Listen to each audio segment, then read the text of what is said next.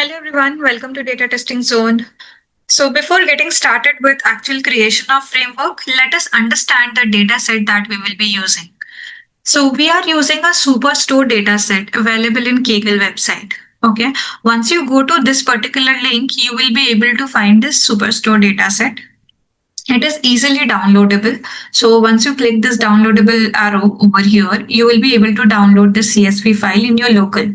Okay. Once you have downloaded this file, the data will look something like this.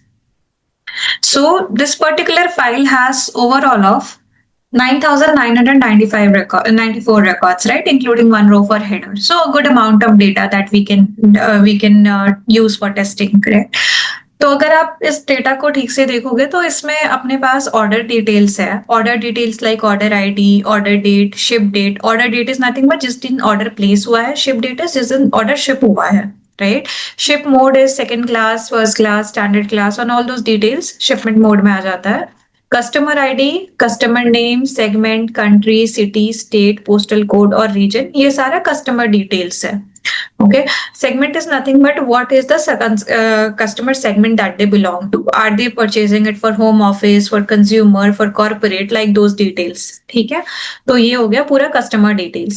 Now next is product details. So product details में आएगा product ID, category, subcategory, product name.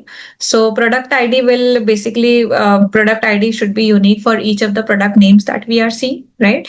So and the categories can be multiple under one product, subcategories can be multiple under one category, right? So this will be the details for products.